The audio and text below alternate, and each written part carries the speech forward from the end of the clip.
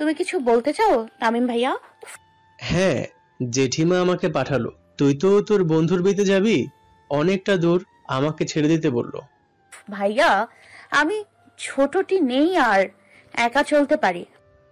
জেঠি যখন বলেছে, আমি তোর কথা শুনবো না। আর তাছাড়া আমি থাকতে যাচ্ছি না, তোকে পৌঁছে দিয়েই চলে আসবো। সুপ্রভা আর কিছু বলল না। সে জানে তামিমের সাথে কথা বলে পারবে না। তাড়াতাড়ি করে ব্যাগ গুছিয়ে নিল। আলাদা করে সুপ্রভাকে আর রিক্সা বা বাসে চলতে হয় না। তার কাকুরই গাড়ি আছে, তবে সুপ্রভা একা বের হলে কখনো সেই গাড়ি ইউজ করে না। আজকে তামিমের সাথে বের হচ্ছে বলে গাড়িতে চলল। কিছুক্ষণ ড্রাইভ করবার পর সুপ্রভাদের গাড়ি এসে থামলো সেই গলির এক সাইডে। সামনে আর গাড়ি এগোনো যাবে না। কত বছর পর সুপ্রভা এই চিরচেনা গলিতে পা দিল।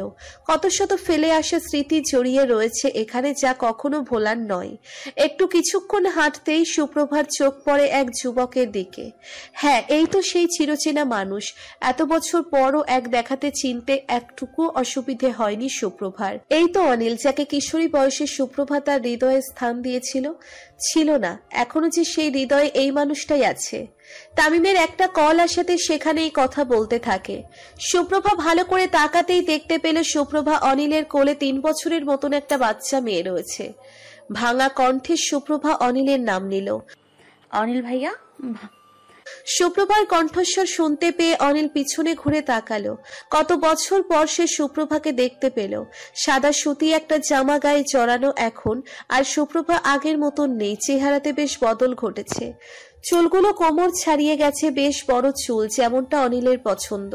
গায়ের রঙও আগের থেকে একটু ফর্সা হয়েছে, সাথে সুপ্রভাও শরীরের দিক দিয়ে খানিকটা মোটা হয়েছে। আগের থেকেও দ্বিগুণ রূপ বেড়েছে সুপ্রভার। যেন আগের দেওয়া শ্যামসুন্দরী নামটা বদল ঘটে এখন শুভ্র পরি ডাকতে ইচ্ছে করছে অনিলের। পলকহীন ভাবে তাকিয়েই আছে সুপ্রভার দিকে। এই মুখটুকু দেখার জন্য কতবার নিজের মনে সুপ্রভার ছবি কল্পনা করেছে। কতগুলো দিন পর আবারও সেই চিরচেনা কণ্ঠ। অনিলের মনে হচ্ছে সে যেন একটা ঘোরের ভিতর আছে। বোধহয় সুপ্রভা তার কল্পনা, ঠিক যেমন আগে কল্পনা করত সুপ্রভাকে। কথা বললেই চোখের পলক ফেললে হারিয়ে যাবে এক্ষুনি। অনিল হারাতে চাই না, সেজন্য পাথরের মূর্তির ন্যায় দাঁড়িয়ে তাকিয়ে আছে এক দৃষ্টিতে সুপ্রভার দিকে। সেই ঘোরের ধ্যান ভাঙল কোলে থাকা বাচ্চাটির বাবা ডাক শুনে। অনিল সে ডাককে পাত্তা না দিলেও সুপ্রভা অনিলকে দেখে ঠোঁটে যে হাসি ফুটেছিল সেটা নিমেষেই উধাও হয়ে গেল। এই বাচ্চাটি অনিলকে বাবা বলে ডাকছে, তাহলে কি অনিলের বাচ্চা এটা? হয়তো হতেও পারে, কারণ পেরিয়ে গেছে অনেকগুলো বছর। স্বাভাবিকভাবেই অনিল বিয়ে করলে এরকম একটা বাচ্চা তার নিজেরও হতে পারে। এই ভাবনা মনে আসতেই মুহূর্তের মধ্যেই বিষাদে ভরে গেল হৃদয়। তবুও সুপ্রভা অস্ফুট স্বরে জিজ্ঞেস করল, আপনি ভালো আছেন অনিল ভাইয়া? অনিল সেই স্থিরভাবে দাঁড়িয়েই জবাব দিল, প্রতিদিন আমার আকাশ কালো হয় তুমি নামক মেঘের ভিড়ে, তাহলে আমি ভালো কি করে থাকতে পারি তোমাকে ছেড়ে? সুপ্রভা অনিলের বলা কথা বুঝতে না পেরে ফ্যালফ্যাল করে তাকিয়ে রইল কিছুক্ষণ। অনিলের ধৈর্য ধরতে পারল না। এতগুলো বছর সে বহু ধৈর্য ধরেছে, এবার ধৈর্যের বাঁধ যেন ভেঙে গেল। সুপ্রভার পুরো মুখে নিজের দুহাত দ্বারা আঁকড়ে ধরল।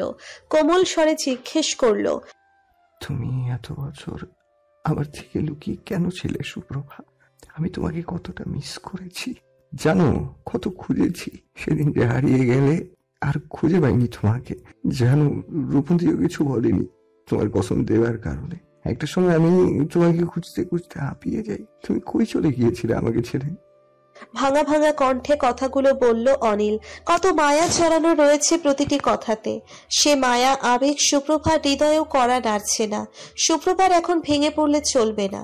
এতগুলো বছর নিজেকে শক্ত রেখেছে, এখনো শক্ত থাকতেই হবে। আমার পুরো জীবনটা পড়ে রয়েছে, আমাকে তো নিজের পায়ে দাঁড়াতে হবে, যাতে আমার বাবাকে যোগ্য জবাব দিতে পারি আমার কর্মের মাধ্যমে। আপনার সাথে প্রেম ভালোবাসা করার মতন সময় ছিল না আমার তখন, অবশ্য এখনো নেই। এখন তো আমি আমার জীবন পুরোটাই অন্যরকম হয়ে গেছে, হয়তো আপনারও হয়েছে। এই যে বিয়ে করে নিয়েছেন দেখছি, বেবিও আছে। অনিল বিস্মিত হলো সুপ্রভার কথা শুনে।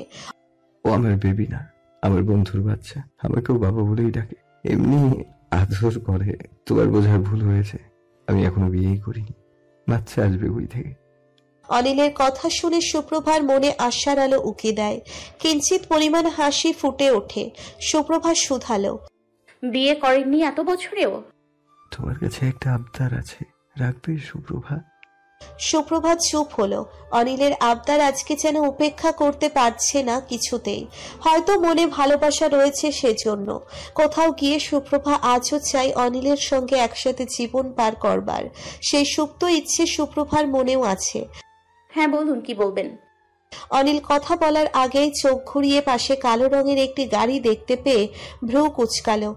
এই গাড়িটা কতক্ষণ যে দাঁড়িয়ে আছে এখানে, এই এলাকাতে? কার গাড়ি এটা বুঝছি না। অনিল কথাগুলো নিজে নিজেই বলছিল, কিন্তু সুপ্রভা শুনতে পেয়ে উত্তর দিল, এটা আমাদের বাড়ির গাড়ি, এটাতে করেই আমি এসেছি, তাই এই গাড়ি এখানে রয়েছে।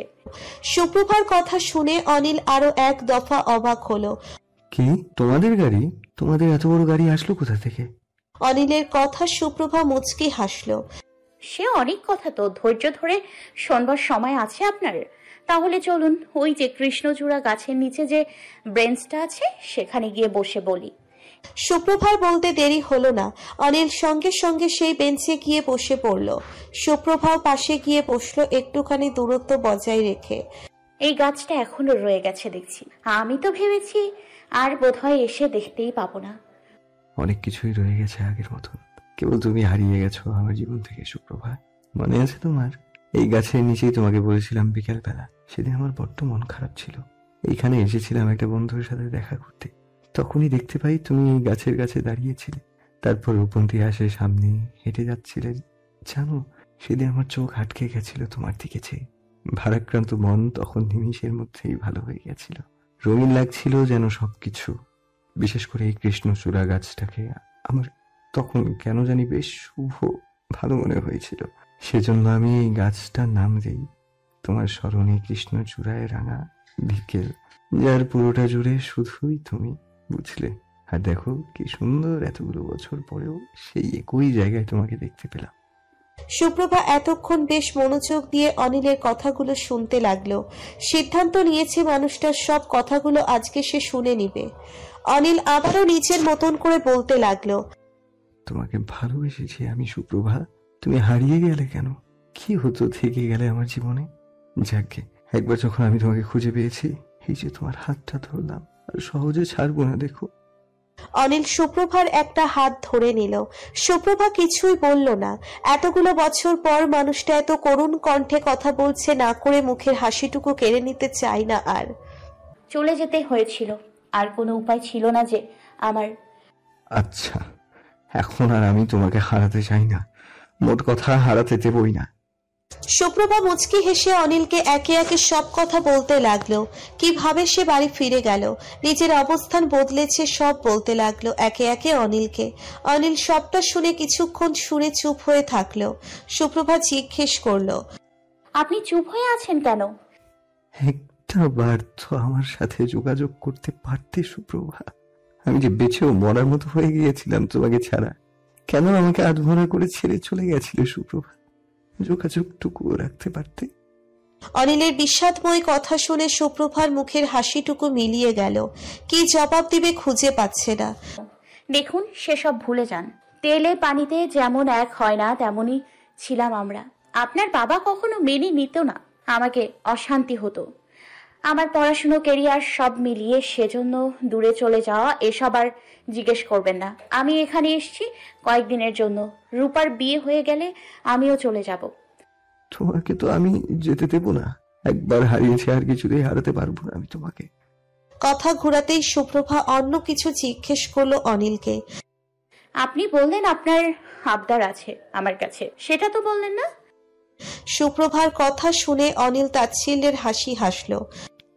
কথা ঘুরাচ্ছ সুপ্রভা? যাকগে, আবদার ছিল তোমার সাথে একা নিরালয়ে বসে দুটো কথা বলবো। সে আবদার মুখ ফুটে বলার আগে তুমি নিজেই তো পূরণ করে দিলে। এমনি করে যদি তোমাকে আজীবনের জন্য পাওয়ার আবদারটুকু রাখতে। সুপ্রভা উত্তর দেবার আগেই সেখানে তামিম এসে উপস্থিত হয়। কি রে সুপ্রভা, তুই এখানে বসে খোশ মেজাজে গল্প করছিস, আর আমি তোকে খুঁজে হয়রান চারদিকে। অচেনা ছেলেকে দেখতে পেয়ে অনিল সন্দিহান দৃষ্টিতে তাকালো। সুপ্রভাকে শুধালো, ছেলেটাকে সুপ্রভা? সুপ্রভা উত্তর দেবার আগেই অনিল আগ বাড়িয়ে বলে উঠল, থাক সুপ্রভা, আমি বলছি। আপনি কে হন আমি তো জানি না, তবে আপনি শুনে রাখুন, আমি সুপ্রভার হবু স্বামী হই, বুঝলেন? কিন্তু যতদূর মনে পড়ে আমার সুপ্রভার তো কোনো ভাই বোন নেই। তাহলে আপনি কে? ড্রাইভার? ড্রাইভার হলে মালিকের নাম ধরে কেন রাখছেন? বেশ সাহস তো আপনার। পোশাক দেখে তো মনে হচ্ছে না আপনি ড্রাইভার। অনিলের কথা শুনে তামিম উত্তর দেবার আগেই অনিল বলে উঠল, তাহলে আপনি কে? ভিক্ষুক? অনিলের কথা শুনে সুপ্রভা বেশ উচ্চস্বরে হেসে দেয়। অনিল মুগ্ধ দৃষ্টিতে তাকিয়ে আছে এই হাসিটুকু শোনার জন্যই তো এত কিছু। সুপ্রভার হাসির ঝংকার যেন অনিলের হৃদয়ে গিয়ে লাগছে। আরে উনি আমার চাচাতো ভাই, বুঝলেন, কোনো ড্রাইভার নয়। অনিল বুঝেছিল এটা সুপ্রভার চাচাতো ভাই মস্করা করতেই ইচ্ছে করে এরকম ভাবে কথা বলেছে। তামিম সুপ্রভাকে শুধালো, কিরে সুপ্রভা, তোর হবু স্বামীও বের হয়ে গেল, আমি কিছু জানি না, একই বাড়িতে থেকেও কিছু জানলাম না। তামিম ভাইয়া, ওনার কথা শুনো না, উনি মজা করছে। তুমি যাও, সাবধানে বাড়ি ফেরো, আর মাকে বলিও না চিন্তা করতে আমাকে নিয়ে। মায়ের খেয়াল রাখিও, আমি কল করব। হ্যাঁ। সুপ্রভার কথা শুনতে পেয়েই অনিল তড়িঘড়ি করে পকেট থেকে ফোন বের করে কিছু একটা মেসেজ করলো। তামিম সুপ্রভার থেকে বিদায় নিয়ে গাড়িতে বসতেই অনিল তাড়াহুড়ো করে সুপ্রভাকে বলে, আজকে যেমন তোমার মুখে একটুখানি হাসি ফুটিয়েছি, চিন্তা করো না, এবার থেকে তোমার মুখে সারা জীবনের জন্য হাসি ফুটানোর দায়িত্ব আমার। একবার হারিয়েছি, এবার আর কিছুতেই হারাতে দেব না। একেবারে নিজের করে নিয়ে একসাথে হারাবো তো সব। এই যে আমি যাচ্ছি, কিন্তু ভেবো না একেবারের জন্য আমাদের আবার দেখা হবে, কথা হবে, প্রেমও হবে। সুপ্রভা পাল্টা কিছু বলার সুযোগ পেল না, অমনি অনিল হাওয়ার মতন ভ্যানিশ হয়ে গেল। সুপ্রভা বুঝে উঠতে পারল না, এই তো মানুষটা এত কথা বলছিল, এখন কই গেল? তবে অনিলের বলা শেষের কথাগুলো সুপ্রভার কানে বাজছে এখনো। এতটা ভালো কেউ অন্যকে বাঁচতে পারে সেটা সুপ্রভা অনিলকে না দেখলে বিশ্বাসই করতো না। হয়তো এত বছর পরও সেই ভালোবাসা এখনো রয়েছে। কেমন জানি আনন্দ বয়ে গেল মনের ভিতর, অদ্ভুত ধরনের খুশি লাগছে সুপ্রভা। কিছু দূর হেঁটেই রূপন্তীদের বাড়িতে পৌঁছে গেল। রূপন্তী সুপ্রভাকে দেখা মাত্রই দুই বাহুতে জড়িয়ে নিল। ওরে সুপ্রভা, অবশেষে তুই কতগুলো বছর পর আসলি আমার বাড়িতে। খুশিতে যে আমি কি করব ভেবে পাচ্ছি না। চল চল, আব্বুর লুঙ্গিটা এনে লুঙ্গি ডান্স দেই কতক্ষণ। সুপ্রভা হাসলো। মেয়েটা ঠিক আগের মতনই চঞ্চল ছটফটে স্বভাবেরই আছে।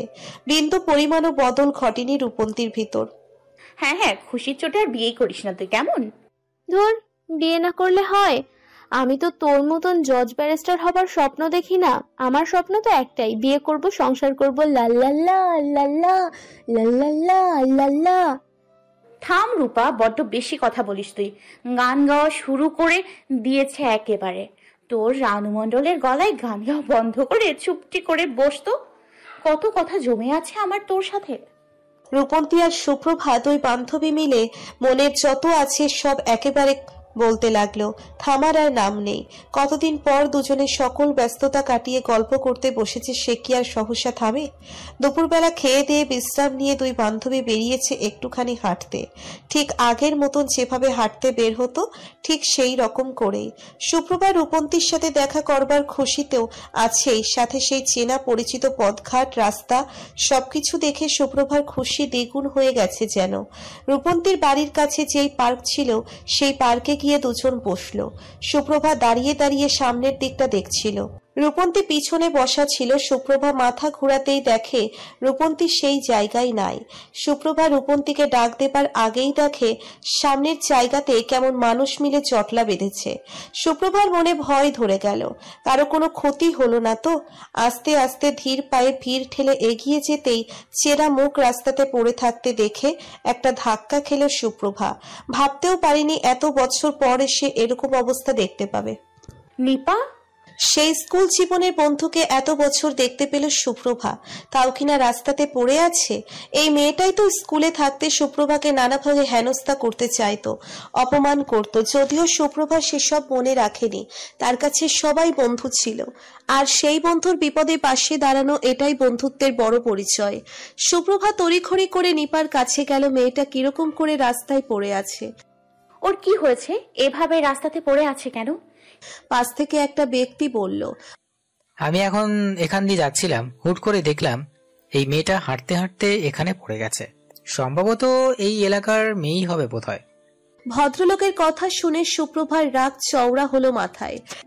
কি আশ্চর্য, একটা মেয়ে এভাবে রাস্তায় পড়ে আছে আর আপনারা দাঁড়িয়ে দাঁড়িয়ে কেবল দেখছেন। কোনো কমন সেন্স নেই যে ওর জ্ঞান ফেরাতে হবে? সুপ্রভা বারবার নিপার গালে হাত দিয়ে ওকে ডাকতে লাগলো। সুপ্রভাকে দেখতে পেয়ে লোকজনের ভিড় একটু কমলো, তবে পুরোটা না। কিছু লোক দাঁড়িয়ে আছে, যেন মজা দেখতে হবে তাদের। রূপন্তী তৎক্ষণাৎ পানির বোতল কিনে এনে সুপ্রভার হাতে দিতেই সুপ্রভা সেই পানি নিপার চোখে মুখে ছিটিয়ে দিতেই পিটপিট করে চোখ খুলল নিপা। সুপ্রভা আর রূপন্তী নিপাকে ধরে সামনেই একটা বেঞ্চে বসালো। নিপাকে বাকি পানিটুকু খেতে দিল। নিপা পানি খেয়ে একটু জিরোলো। নিপা, তুই হুট করে এরকম রাস্তায় অজ্ঞান হয়ে গেলি কি করে? নিপা সুপ্রভার দিকে তাকাতেই অবাক দৃষ্টিতে তাকিয়ে থাকে কিছুক্ষণ, তারপর বলে, ছোটবেলায় স্কুলে থাকতে তোকে কত জ্বালিয়েছি সুপ্রভা, মনে আছে সেসব? অথচ আজকে তুই আমার কত বড় উপকার করলি। তুই না থাকলে হয়তো আজকে রাস্তাতেই পড়ে থাকতাম। সেসব তো ছোটবেলা, এখন আমরা কেউই ছোট নেই। সর্বোপরি স্কুল জীবনের বন্ধু তুই আমার, সেটাই আমার কাছে বড় পরিচয়। কিন্তু অজ্ঞান হলি কেন? খাওয়া দাওয়া ঠিক মতন করিস না? আর খাওয়া দাওয়া দুটো খেতে চিপাই, এই তো বেশি রে। তাচ্ছিল্যের স্বরে নিপা কথাগুলো বলল। সুপ্রভা অবাক হয়ে গেল, যেই মেয়ে কিনা এলাকার চেয়ারম্যানের মেয়ে, সে দুটো খেতে পেতেই কষ্ট। নিপা বলতে লাগলো, আমি জানি তোর মনে এখন কি প্রশ্ন তৈরি হয়েছে। আমার বাবা মারা যাওয়ার পর আমাকে মা বিয়ে দেয়। সেই বিয়েটাও টেকেনি জানিস। 3 মাস মাত্র সংসার করেছি, তারপর সে তালাক দিয়ে দেয় ঝগড়া করে। পরে আইন মতে ডিভোর্স হয়। তখন যে একেবারে সুখে ছিলাম তা কিন্তু না। যৌতুকের জন্য আমার গায়ে হাতও তুলতো এই 3 মাসেই কত। আর অকথ্য ভাষায় গালাগালি তো আছেই। তারপর ডিভোর্স হয়। আজকে 1 বছর বাপের বাড়ি এসে পড়ে আছি। মাও কেমন যেন হয়ে গেছে। বাবা মারা যাওয়ার পর আমি ডিভোর্সি। এখন আর আমাকে সহ্য হয় না, কেমন দুধছাই করে আমাকে। খাওয়ার খোটা দেয় মাঝে মধ্যে জানিস। একটু কাজে ভুল পেলে ডিভোর্সি বলে খোটা দেয় ভাই। মা দেখেও দেখে না, চুপচাপ থাকে। এমন ইচ্ছে হয় মরেই যাই। নিপার কথা শুনতে শুনতে কখন সে রূপন্তীর চোখ বেয়ে পানি গড়িয়ে পড়লো, রূপন্তী নিজেও বোঝেনি। আমার তো বিয়ে সামনে, সেজন্য সুপ্রভা এসেছে। তুই তো আমার স্কুলের বান্ধবী, আমরা একই কলেজেও পড়েছি, একই এলাকায় থাকি। আমি জানতাম তোর ডিভোর্স হয়েছে, কিন্তু এরকম দশা বুঝতে পারিনি। ওর তুই আমার বাড়িতে থাকবি কটা দিন, আমার বিয়ে অবধি সুপ্রভার সাথে। রূপন্তীর কথা শুনে সুপ্রভা মুচকি হাসল। মোমের মতো নরম মন রূপন্তীর, সেটা সুপ্রভা বেশ ভালো করেই জানে। কিন্তু আমি গেলে এক্সট্রা খরচ হবে না? ধুর পাগলি, এই তো 1 সপ্তাহ থাকিস, তোর মন ভালো হয়ে যাবে কয়টা দিন ঘুরে আসলে। আর মা তো আমাকে বলেছে বন্ধুদের দাওয়াত দিতে, তুই বারণ করিস না, কটা দিন এখানেই থাক, ভাল লাগবে। নিপা আর বারণ করল না, রূপন্তীর কথায় সম্মতি প্রকাশ করলো। তার নিজেরও একটুখানি মানসিক শান্তি চায়। সবকিছু থেকে সে শান্তিটুকুর ব্যবস্থা রূপন্তী করে দিয়েছে। এজন্যেই হয়তো বলে বিপদেই প্রকৃত বন্ধু চেনা যায়। রূপন্তী আর নিপা মিলের সামনে ঝালমুড়ি কিনতে গেছে, সুপ্রভা যায়নি, সেই বেঞ্চে বসেছিল। হুট করে দেখে সামনে অনিল দাঁড়িয়ে। আরে আপনি দেখছি ঠিক এসে পড়েছেন আমার সামনে। ম্যাজিক জানেন নাকি আপনি? হুট করে আমার সামনে চলে আসলেন কি করে? আমি ম্যাজিক জানি, বুঝলে তো কিউটি ডার্লিং। এখন থেকে যে আমার কত ম্যাজিক দেখবে, কত কি দেখবে। একেবারে সকল প্রকার জাদু টোনা করে তোমাকে আমার থেকে চুম্বকের মতো আকর্ষিত করে টেনে নিয়ে যাব। সুপ্রভা চমকালো অনিলের এরকম কথা শুনে। সাধারণত অনিল তো এরকম ভাবে কথা বলার ছেলে না। হলোটা কি? এত বছর পর মানুষটাকে খুশিতে পাগল হয়ে গেল। কি হলো আপনার? এভাবে কেন কথা বলছেন? কি হলো? কিসের কিউট ডার্লিং? কিচ্ছু হয়নি কিউটি ডার্লিং। হবে, তোমার সেই ক্ষমতা তো তোমার মধ্যে আছে। হবে হয় ছেলে না মেয়ে, আর সেটা তো হবে বিয়ের পর, কি বলো? সুপ্রভা আর এক দফা অবাক হয়ে গেল। ভেবেছিল মানুষটা বুঝি একই আছে, না, এখন দেখছে ঠোঁট কাটা হয়ে গেছে। বেশরম কথাবার্তা শুনে সুপ্রভা বেশ লজ্জা পেল।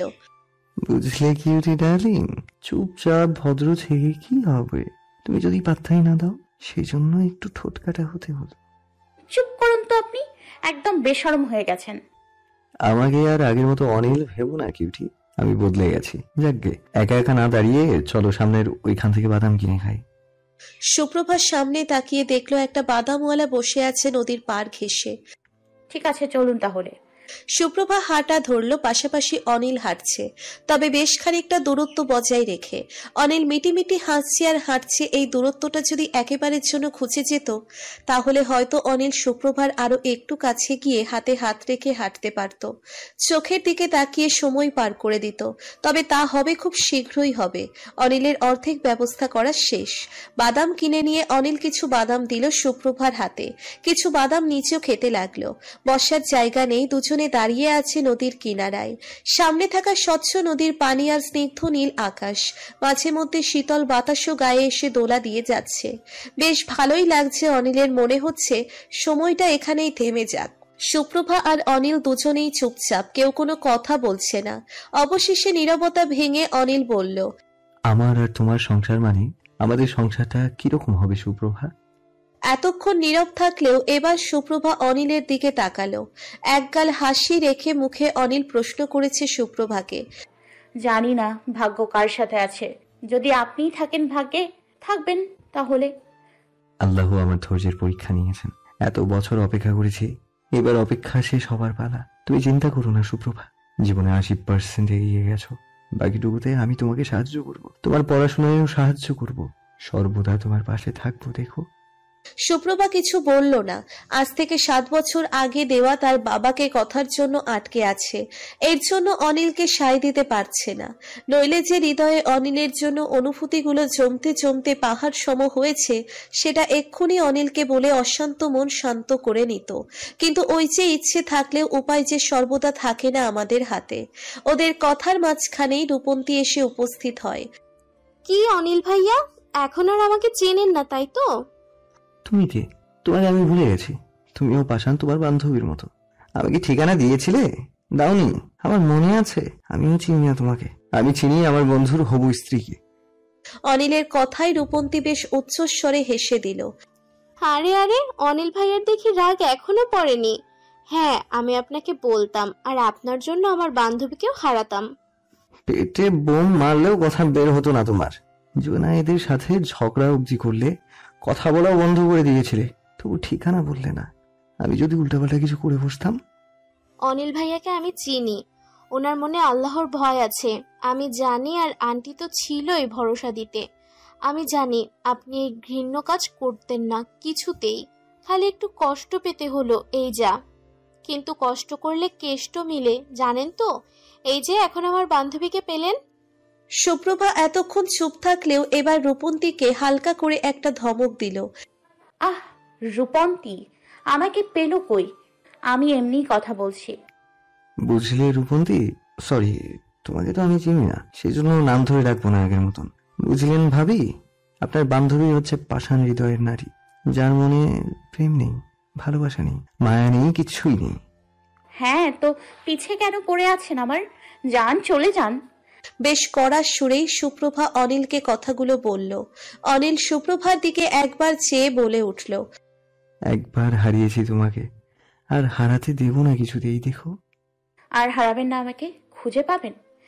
সুপ্রভার কথা শুনে অনিল বেশ শব্দ করেই হাসল, তারপর উত্তর দিল, অবশ্যই পারো। তুমি কি ভেবেছো আমার থেকে একবার দূরে গিয়ে বেঁচে গেছো? এবার আর পারবে না।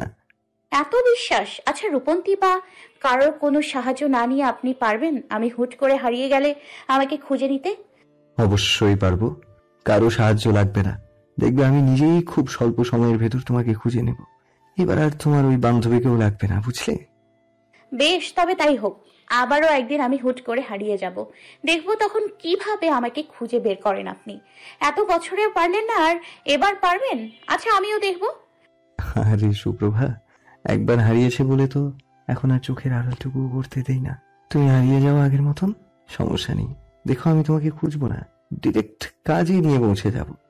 সুপ্রভা উত্তর দেবার আগেই মাঝখান থেকে রূপন্তী ফোরন কেটে বলে উঠল, আচ্ছা আচ্ছা, আগে আমার বিয়েটা হতে দিন, তারপর আপনারা বিয়ে করিয়েন অনিল ভাইয়া।